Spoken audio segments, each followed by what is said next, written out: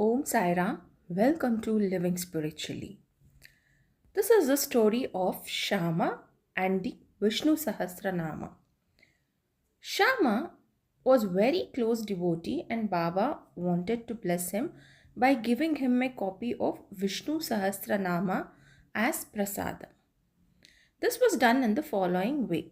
Once a Ramadasi, follower of the saint Ramadas, came to Shirdi and stayed there for some time.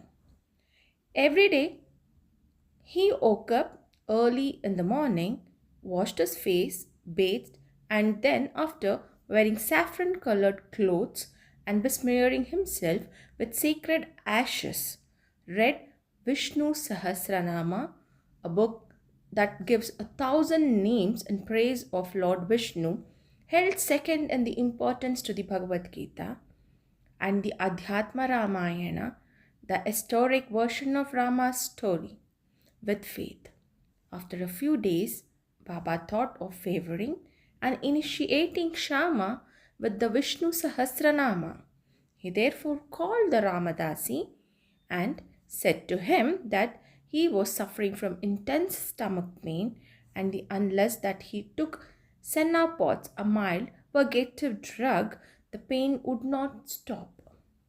And thus he requested the Ramdasi to go to the bazaar and bring the drug. The Ramdasi closed his book and went to the bazaar. Then Baba descended from his seat, came to where the Ramdasi had been sitting and took the copy of Vishnu Sahasranama.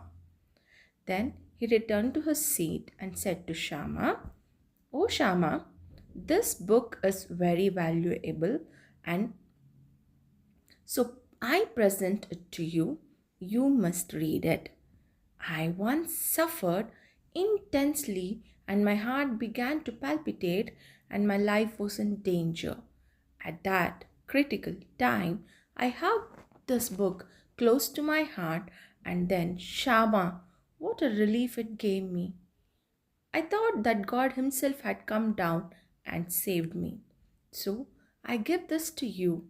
Read it slowly and read one name at least daily, and it will do you good." Shama replied that he did not want it and that its owner, the Ramdasi, who was a mad, obstinate, and irritable fellow, would certainly pick a quarrel with him for taking the book side. Besides, as he was a rustic, he could not clearly read the Sanskrit letters in the book. Shama thought that Baba wanted to set him up against the Ramdasi by this act of his, but he had no idea of what Baba felt for him. Baba wanted to tie this necklace of the Vishnu Sahasranama around Shama's neck as he was an intimate devotee and thereby save him from the miseries of the worldly existence. The efficacy of God's name is well known. It saves us from all sins and bad tendencies and frees us from the cycle of births and deaths. There is no easier sadhana than this. It is the best purifier of our mind. It requires no paraphernalia and no restrictions. It is so easy and so effective. Baba wanted Shama to practice this sadhana. So Baba forced this on him. It is believed that long ago, Eknath Maharaj similarly forced the Vishnu Sahasranama on a poor Brahmin neighbor and thus saved him. The reading and study of this Vishnu Sahasranama was a broad and open way of purifying the mind, and hence Baba thrust this on his Shama. The Ramdasi soon returned with the senna pots. Anna Chinchanakar, who was then present and who wanted to play the part of Narada, the celestial sage who was notorious for settling up quarrels between gods and demons, informed the Ramadasi of what had happened. The Ramdasi at once flared up. He came down on Shama with all his fury. He said that it was Shama who had asked Baba to send him away under the pretext of a stomachache and thus took the book. He began to scold and abuse Shama and remarked that if the book was not written, he would dash his head before him. Shama calmly remonstrated with him, but in vain. Then Baba spoke kindly to him as follows: "O Ramadasi, what is the matter with you? Why are you so turbulent? Is not Shama a boy? Why do you scold him unnecessarily? How is it that you are so quarrelsome? Can you not speak soft and sweet words? You read the sacred books daily, and yet your mind is impure and your passions uncontrolled. What sort of a Ramdasi are you? You ought to be indifferent to all things. Is it not strange that you should covet this book so strongly? A true Ramdasi should have no mamata, that is the attachment, but should have samata, equality towards everything. You are not quarreling with Shama for a mere book. Go and take your seat. Books can be had in plenty, but not men.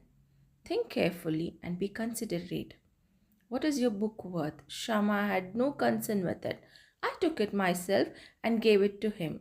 You know it in your heart. I thought Shama might read it and profit thereby, and so I gave it to him. How sweet were Baba's words, soft, tender, and nectar like.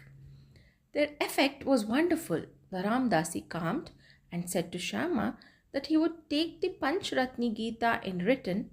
Shama was very pleased and said, "Why one? I shall give 10 copies in return." So the matter was ultimately settled. The question for consideration is, why should the Ramdasi press for the Pancharatni Gita, the god in which he never cared to know? And why should he, who read religious books in the masjid every day in front of Baba, quarrel with Shama? We do not know how to apportion the blame and whom to blame. We can only say that had this not happened, the importance of the subject, the efficacy of God's name, and the study of Vishnu Sahasranama would not have been brought home to Shama. So we see that Baba's method of teaching and initiating was unique.